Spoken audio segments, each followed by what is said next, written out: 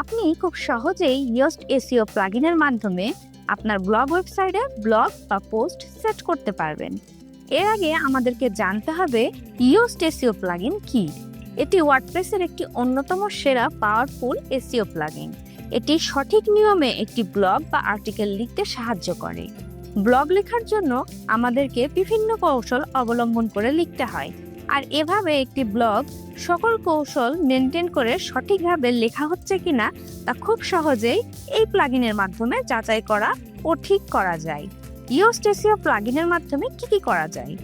এই প্লাগইনের মাধ্যমে একটি ব্লগের সঠিকভাবে টাইটেল লেখা হয়েছে কিনা, সঠিকভাবে ব্লগের মেটা ডেসক্রিপশন লেখার কাজ, ফোকাস কিওয়ার্ড কতবার ব্যবহার করা হয়েছে, কোন কোন জায়গায় ব্যবহার করা হয়েছে, ব্লগের সাবহেডিং ডিস্ট্রিবিউশন ঠিক আছে কিনা, ব্লগের প্রতিটি প্যারাগ্রাফের লেন্থ ঠিক আছে কিনা ইত্যাদি প্রায় সকল আর্টিকেল লেখার কৌশল ব্লগে সঠিকভাবে অ্যাপ্লাই করা হয়েছে কিনা তার সকল কিছু এই প্লাগইনের মাধ্যমে চেক করা যায় ও ঠিক করা যায়। ব্লগ পোস্ট করার ক্ষেত্রে আমাদেরকে অবশ্যই এই প্লাগইনের মাধ্যমে পোস্ট করতে হবে। কিভাবে ইয়োস্ট এসইও প্লাগইনের মাধ্যমে ওয়েবসাইটে ব্লগ পোস্ট করতে হয়? প্রথমত আমাদেরকে ইয়োস্ট প্লাগইনটি ওয়েবসাইটে ইনস্টল করতে হবে। এর জন্য আমাদেরকে ওয়েবসাইটের ড্যাশবোর্ড থেকে প্লাগইনসে ক্লিক করতে হবে। এরপর অ্যাড প্লাগইনসে ক্লিক করতে হবে।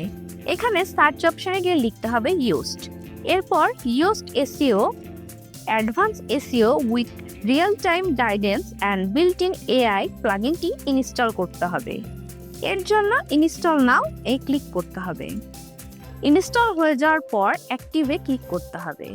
এবার প্লাগইন পেজের ইয়োস্ট এসইও থেকে ফিনিশ ইওর ফার্স্ট টাইম কনফিগারেশনে ক্লিক করতে হবে। এখান থেকে এসইও ডাটা অপটিমাইজেশন কমপ্লিট হলে কন্টিনিউ বাটনে ক্লিক করতে হবে।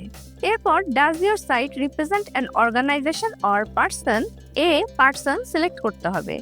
ওয়েবসাইটের নাম অটোমেটিকভাবে দেখাবে। ইউজার হিসাবে আপনার ইউজার সিলেক্ট করে দিতে হবে। পার্সোনাল লগো অর অ্যাভাটারে আমাদের ওয়েবসাইটের লগো অটোমেটিকভাবে দেখাবে। যদি না দেখায় তাহলে এখানে ওয়েবসাইটের লগোটি সেট করতে হবে। এরপর সেভ অ্যান্ড কন্টিনিউ বাটনে ক্লিক করতে হবে। এরপর সোশ্যাল প্রোফাইলসে বর্তমানে না থাকলে এটি সেভ অ্যান্ড কন্টিনিউ বাটনে ক্লিক করতে হবে। এটা পরেও সেট করা যাবে। পার্সোনাল প্রিফারেন্স থেকে yes you can collect my site data select করে সেভ অ্যান্ড কন্টিনিউ বাটনে ক্লিক করতে হবে। এরপর গো টু ইয়োর এসইও ড্যাশবোর্ডে ক্লিক করতে হবে। এবার এই এসইও প্লাগইনের মাধ্যমে পোস্ট সেট করতে হবে। এর জন্য আমাদেরকে আগে থেকেই আর্টিকেল লেখার সঠিক নিয়মে একটি ব্লগ নোটপ্যাড বা গুগল ডক্সে লিখে নিতে হবে। এরপর সেই ব্লগটি পোস্ট করার জন্য ড্যাশবোর্ড থেকে পোস্ট ক্লিক করতে হবে। এরপর অ্যাড পোস্টে ক্লিক করতে হবে। আমরা ক্যাপচা এন্ট্রি করে ইনকাম করার 7টি সাইটের উপর একটি ব্লগ নোটপ্যাডে লিখেছি। প্রথমত আমাদের ব্লগের টাইটেল দিতে হবে। টাইটেল হিসেবে আমরা দিচ্ছি ক্যাপচা এন্ট্রি করে ইনকাম করার 7টি সাইট। এরপর সম্পূর্ণ ব্লগটি নোটপ্যাড থেকে কপি করে এখানে পেস্ট করতে হবে। ব্লগের H2 ট্যাগগুলি একে একে সিলেক্ট করতে হবে। যেমন এখানে ক্যাপচা টাইপিং কি লেখাটি H2 ট্যাগ সেট করতে হবে। এর জন্য সমস্ত লেখাটি সিলেক্ট করে H2 সেট করে দিতে হবে। এভাবে প্রতিটি H2 সেট করতে হবে। লেখার যেখানে যেখানে বোল্ড করতে হবে সেই জায়গাগুলো এভাবে লেখাগুলি সিলেক্ট করে বিতে ক্লিক করে বোল্ড করে নিতে হবে। এবার ইয়োস্ট এসইও অপশন থেকে ফোকাস কি পেজে বা কিওয়ার্ড দিতে হবে। আমরা এখানে আগে থেকেই ফোকাস কিওয়ার্ড অ্যানালাইসিস করে রেখেছি। আমাদের ফোকাস কিওয়ার্ডটি হলো ক্যাপচা এন্ট্রি করে ইনকাম। আমরা এটি এখানে দিয়ে দিলাম। এরপর স্ল্যাগ হিসাবে আর্টিকেলের ফোকাস কিওয়ার্ডটি কপি করে পেস্ট করতে হবে। মেটা ডেসক্রিপশন হিসাবে আপনাকে আপনার ব্লগের মূল বিষয়বস্তু সংক্ষেপে 130 ক্যারেক্টারের মধ্যে লিখতে হবে। এই মেটা ডেসক্রিপশনে অবশ্যই আপনার ফোকাস কিওয়ার্ডটি থাকতে হবে। মেটা ডেসক্রিপশন হিসেবে আপনি আপনার ব্লগের প্রথম 130টি ক্যারেক্টার কপি করে এখানে পেস্ট করতে পারেন।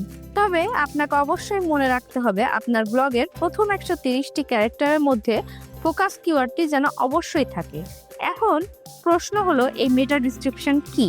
মেটা ডেসক্রিপশন হলো আমরা যখন গুগল সার্চে কোনো ব্লগের বিষয় লিখে সার্চ করি তখন গুগল যে কোনো একটি ওয়েবসাইট থেকে ব্লগের কিছুটা সারমর্ম টাইটেল সাথে দেখায়। একেই মেটা ডেসক্রিপশন বলে। যেমন আমরা যদি গুগল সার্চে ক্যাপচা এন্ট্রি করে আই লিখে সার্চ করি, তাহলে আমাদেরকে অনেকগুলি ওয়েবসাইটে সার্চ রেজাল্ট দেখাচ্ছে। প্রতিটি সার্চ রেজাল্টের সাথে টাইটেল ও কিছু লেখা দেখাচ্ছে। এই লেখাগুলিকেই মেটা ডেসক্রিপশন বলে।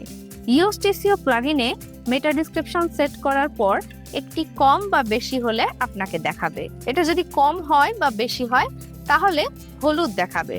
আপনি সঠিকভাবে সেট করলে সবুজ দেখাবে। এবার ডান পাশের ফিচার ইমেজ থেকে আপনাকে সঠিক নিয়মে তৈরি করা একটি ছবি আপলোড করে দিতে হবে। এর জন্য আপনাকে ফিচার ইমেজে ক্লিক করে আপনার ব্লগের সংশ্লিষ্ট ছবিটি আপলোড করতে হবে। অল টেক্সটে ফোকাস কিওয়ার্ডটি দিতে হবে। এরপর সেট ফিচার ইমেজে ক্লিক করতে হবে। পোস্টের দ্বিতীয় প্যারাতেও ফিচার ইমেজটি সেট করতে হবে। এর জন্য দ্বিতীয় প্যারার মিডিলে একটি ব্লক নিয়ে প্লাস আইকনে ক্লিক করতে হবে। এখান থেকে ইমেজে ক্লিক করতে হবে। এরপর মিডিয়া লাইব্রেরি থেকে ফিচার ইমেজটি সিলেক্ট করে নিতে হবে। ক্যাটাগরি হিসেবে যে কোনো একটি ক্যাটাগরি সিলেক্ট করতে হবে। এখান থেকে আমি যেহেতু অনলাইন আর্নিং নিয়ে লিখেছি, তাই ক্যাটাগরি হিসাবে অনলাইন ইনকাম সিলেক্ট করছি। এবার ইয়োস্ট এসইওর রিডেবিলিটি চেক করতে হবে, আর এই দুটি সবুজ করতে হবে, এগুলো হলুদ থাকা যাবে না। ইয়োস্ট এসইওর এসইও অ্যানালাইসিস থেকে দেখতে পাচ্ছি আমাদের keyphrase in image alt অ্যাট্রিবিউটসে গুড জব দেখাচ্ছে। অর্থাৎ আমাদের ইমেজে আমরা ইমেজ অল্টার ট্যাগ দিয়েছি, যার ফলে এটি সবুজ দেখাচ্ছে।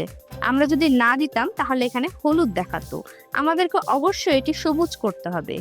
ইমেজ গুড জব দেখাচ্ছে, অর্থাৎ আমরা এখানে একটি ইমেজ যুক্ত করেছি। কি phase in introduction well done, অর্থাৎ আমরা এখানে ব্লগের প্রথম প্যারাতে ফোকাস কিওয়ার্ডটি লিখেছি। দেখুন, এটা হলো আমাদের ব্লগের প্রথম প্যারা। এখানে আমরা আমাদের ফোকাস কিওয়ার্ডটি ক্যাপচা এন্ট্রি করে ইনকাম লিখেছি। কি ফেজ ডেন্সিটি, দ্য কি phase was found 13 Times, this is great, অর্থাৎ আমাদের ব্লগের ফোকাস কিওয়ার্ডটি 13 বার ব্যবহার করা হয়েছে। যেহেতু এটি একটি 1689 শব্দে লেখা হয়েছে, তাই এর ফোকাস কিওয়ার্ডটি সঠিকভাবে দেওয়া হয়েছে। আমরা যদি অনেক কম ফোকাস কিওয়ার্ড ব্যবহার করতাম তাহলে এটি সবুজ না রেখে হলুদ দেখাতো। তখন আমাদেরকে ফোকাস কিওয়ার্ড সঠিকভাবে ব্যবহার করে এটিকে হলুদ থেকে সবুজ করে নিতে পারতাম। অর্থাৎ প্লাগইনটির মাধ্যমে খুব সহজে একটি ব্লগের যে কোনো ভুল বের করে তা শুধরে নেওয়া সম্ভব। Key phrase in the SEO title, the exact match of the focus key phrase appears at the beginning of the SEO title. Good job. অর্থাৎ আমাদের ফোকাস কিওয়ার্ডটি ব্লগের টাইটেলের শুরুতে রয়েছে, যেটা এসইওর জন্য খুবই ভালো। কি ফ্রেজ লেন, গুড জব, অর্থাৎ আমরা ফোকাস কিওয়ার্ডটি খুবই বড় না, খুব ছোটও না, এটি 4 শব্দে ব্যবহার করা হয়েছে, তাই এটি পারফেক্ট দেখাচ্ছে। কি ফ্রেজ ইন মেটা ডেসক্রিপশন, কি phrase or synonym appear in the meta description, well done, অর্থাৎ আমরা ফোকাস কিওয়ার্ডটি মেটা ডেসক্রিপশনে আছে, যেটা আমরা আগেই সেট করে রেখেছিলাম। মেটা ডেসক্রিপশন লেন্থ, ওয়েল ডান, এর অর্থ হলো আমরা মেটা ডেসক্রিপশনের লেন্থ খুব বেশি বড় না, আবার খুব বেশি ছোট না, এটি সঠিক শব্দ বা ক্যারেক্টার আছে। যেহেতু এটা মেটা ডেসক্রিপশন সবুজ দেখাচ্ছে, তাই এটি সঠিক আছে।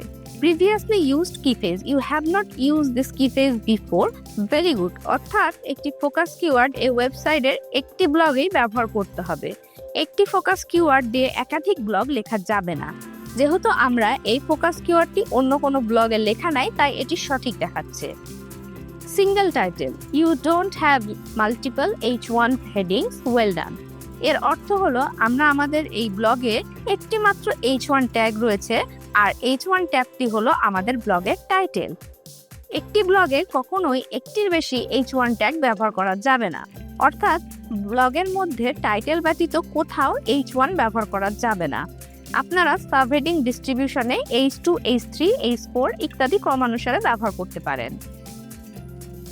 কি phrase in slug, more than half of your key phrase appears in the slug, that's great, অর্থাৎ আমাদের ব্লগের লিংকে ফোকাস কিওয়ার্ডটি ব্যবহার করা হয়েছে, যেটা আমরা স্লাগ হিসাবে আগেই সেট করেছিলাম। কি phrase in subheading, 8 of your H2 and H3 subheadings reflect the topic of your copy, good job, অর্থাৎ আমরা আমাদের ব্লগে যে H2 ট্যাগ ব্যবহার করেছিলাম সেগুলোকে সাবহেডিং বলে। এই সাবহেডিং গুলোর মধ্যে কমপক্ষে 5টিতে ফোকাস কিওয়ার্ড ব্যবহার করতে হয়, যেখানে আমরা 8টিতেই ব্যবহার করেছি, যেটা আমাদের সঠিক আছে। Competing links. There are no links which use your key page or synonym as their anchor text. Nice.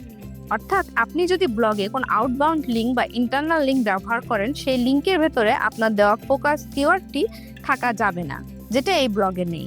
Text length, the text contain 1689 words. Great job. আমরা দেখতে পাচ্ছি এই ব্লগে আমরা 1689 শব্দের ব্যবহার করেছি। এই প্লাগইনের মাধ্যমে সহজেই আমরা শব্দ কাউন্ট করতে পারছি। এর জন্য আলাদাভাবে কোনো ওয়েবসাইটে শব্দ গণনা করতে হচ্ছে না। SEO title right. Good job. অর্থাৎ আমাদের ব্লগের টাইটেলটি সঠিকভাবে লেখা হয়েছে, আর এটি খুব বেশি বা কম শব্দে লেখা হয়নি। আপনাকে এভাবে সঠিক শব্দে 5 থেকে 9 শব্দের মধ্যে টাইটেলটি লিখতে হবে। এবার আমাদের আউটবাউন্ড লিঙ্ক ও ইন্টারনাল লিঙ্ক হলুদ দেখাচ্ছে, আমাদেরকে এগুলোকেও সবুজ করতে হবে। আউটবাউন্ড লিঙ্ক বলতে বোঝায় কোনো এক্সটার্নাল লিঙ্ক বা অন্য কোনো ওয়েবসাইটের লিঙ্ক, যেটি রেফার হিসাবে এই ব্লগে দিতে হয়। আর ইন্টারনাল লিঙ্ক বলতে বোঝায় একই ওয়েবসাইটের কোনো ব্লগের লিঙ্ক। যেমন আমরা আমাদের ব্লগে টু ক্যাপচা নিয়ে লিখেছি। এক্ষেত্রে আমরা যদি এই ওয়েবসাইটের লিঙ্ক দিয়ে দিই, তাহলে ভিজিটর খুব সহজেই ওয়েবসাইটে ঢুকে দেখে নিতে পারবে। এজন্য আমাদেরকে টু ক্যাপচা ওয়েবসাইটের লিঙ্ক কপি করে ব্লগের মধ্যে টু ক্যাপচাতে সিলেক্ট করে কপি অপশনে গিয়ে লিঙ্কটি পেস্ট করে অ্যারো বাটনে ক্লিক করতে হবে। লিঙ্ক করার জন্য ডান দিকে টেক্সটের অপশন থেকে কালার প্যালেটের যে কোনো একটি কালার সেট করে দিতে হবে। ইন্টারনাল লিঙ্ক হিসেবে এএস প্রাইভেট ওয়েবসাইটের মতো অবশ্যই পড়ুন সেকশন ব্যবহার করতে পারেন। দেখুন, এএস প্রাইভেট ওয়েবসাইটে অবশ্যই পড়ুন সেকশনে একই ওয়েবসাইটের অন্য লিঙ্ক ব্যবহার করা হয়েছে। এতে করে একজন ভিজিটর একটি ব্লগ পড়তে এসে আরো কয়েকটি ব্লগ পড়বে। এছাড়া আপনি ইন্টারনাল লিঙ্ক হিসেবে কোনো প্রয়োজনীয় লিঙ্ক সেট করে দিতে পারেন। যেমন আমরা এএস প্রাইভেট ওয়েবসাইটে এখানে একটি লিঙ্ক দেখতে পাচ্ছি। এই লিঙ্কটি করা হয়েছে কারণ এই রিলেটেড আরো একটি ব্লগ এই সাইটে আছে, তার ডিটেলস এই লিঙ্কে ক্লিক করে ভিজিটররা পড়ে নিতে পারবে। এটা এসইওর জন্য ভালো, আবার তেমনি একটি ভিজিটরকে আপনার ওয়েবসাইটে বেশিক্ষণ ধরে রাখার জন্য খুব ভালো একটি কাজ। অবশ্যই পড়ুন সেকশনটি আপনি আপনার ব্লগের যে কোনো জায়গায় সেট করতে পারেন। যেমন আমি এখানে এটি সেট করার জন্য এই জায়গায় নতুন একটি ব্লগ নিয়েছি, লিখেছি অবশ্যই পড়ুন। এই লেখাটি বোল্ড করে নিতে হবে। এবার স্পেস দিয়ে এই ব্লগ রিলেটেড আরো দুটি ব্লগের টাইটেল এখানে পরপর লিখে দিতে হবে। এরপর টাইটেলগুলোতে লিঙ্ক করে দিতে হবে ও সেগুলোকে বোল্ড করে দিতে হবে। এরপর দুটি লিঙ্ক সিলেক্ট করে এই আইকনে ক্লিক করে লিস্ট আকারে করতে হবে। এখন আমরা দেখতে পাচ্ছি আমাদের আউটবাউন্ড লিঙ্ক ও ইন্টারনাল লিঙ্ক সবুজ দেখাচ্ছে। এরপর রিডেবিলিটিতে দেখতে পাচ্ছি passive voice. You are not using too much passive voice, that's great. অর্থাৎ এই ব্লগে আমরা কোনো লেখা ঘুরিয়ে পেঁচিয়ে লিখিনি, যা লেখার প্রয়োজন তা সোজাসুজি লিখেছি। কোনো প্রকার কঠিন করে লেখালেখি হয়নি। এটি যদি সেভাবে লেখা হতো তাহলে এটি হলুদ দেখাতো, তখন আপনাকে এটি ঠিক করে সবুজ করে নিতে হতো। Consecutive sentence. There are no repetitive sentence beginnings, that's great. অর্থাৎ এখানে একই শব্দ দিয়ে পরপর দুটি বাক্য লেখা হয়নি। যদি হতো তাহলে সেখানে হলুদ দেখাতো এবং আপনাকে দেখিয়ে দিত কোন জায়গায় আপনি এটি করেছেন। তখন আপনি এটি শুধরে নিয়ে সঠিক নিয়মে লিখতে পারতেন। যেমন আমি যদি এখানে পরপর 3টি বাক্যের লাইন একই শব্দ দিয়ে শুরু করি, তাহলে কিন্তু এখানে হলুদ দেখাবে। আমি এখানে এরপর লেখাটি পরপর 3বার লেখার কারণে এখানে হলুদ দেখাচ্ছে। এরপর আমি ডান পাশে চোখের উপরে ক্লিক করে দেখতে পাচ্ছি কোথায় কোথায় একই শব্দ কয়েকবার শুরু করেছি। এখান থেকে এগুলি ঠিক করে নিলে আবার সবুজ দেখাবে। Subheading distribution, great job. এখানে আমার সাবহেডিং ডিস্ট্রিবিউশন ঠিক আছে, অর্থাৎ আমি H1, H2, H3 সঠিক ক্রমানুসারে লিখেছি। Paragraph length, there are no paragraph that are too long, great job. অর্থাৎ এখানে আমার প্রতিটি প্যারাগ্রাফে 300-র বেশি শব্দ লেখা হয়নি। যদি 300 শব্দের বেশি লেখা হতো তাহলে এখানে হলুদ দেখাতো, আর তখনই আপনাকে সঠিক করে সেটাকে সবুজ করে নিতে হবে। Sentence length, great. এখানে আমার ব্লগের 25% বাক্যের দৈর্ঘ্য 20 শব্দের বেশি নয়। যদি এমনটি হতো তাহলে এখানে হলুদ দেখাতো, তখন আপনি সেটা ঠিক করে নিতে পারতেন। এবার সবশেষে সেভ বাটনে ক্লিক করতে হবে। এভাবে খুব সহজেই ইয়োস্ট এসইও প্লাগইনের মাধ্যমে সঠিকভাবে একটি ব্লগ সেট করতে হবে। আমাদেরকে অবশ্যই এসইও ও রিডেবিলিটি সবুজ করতে হবে, হলুদ থাকলে হবে না।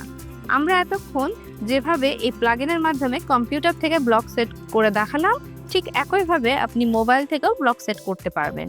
এখানে পোস্ট থেকে আমরা দেখতে পাচ্ছি এখানে পোস্টটি সবুজ দেখাচ্ছে, অর্থাৎ এটি সঠিকভাবে এসইও করা হয়েছে। আর এই ব্লগটি অবশ্যই গুগল সার্চ পেজে র্যাঙ্ক করার জন্য সম্ভাবনা বেড়ে যাবে। ভিডিওটি ভালো লাগলে অবশ্যই একটি লাইক দিন আর চ্যানেলটি সাবস্ক্রাইব করুন। পরবর্তী ভিডিও দেখার আমন্ত্রণ জানিয়ে আমি শারমিন এখানেই বিদায় নিচ্ছি। সবাই ভালো ও সুস্থ থাকবেন।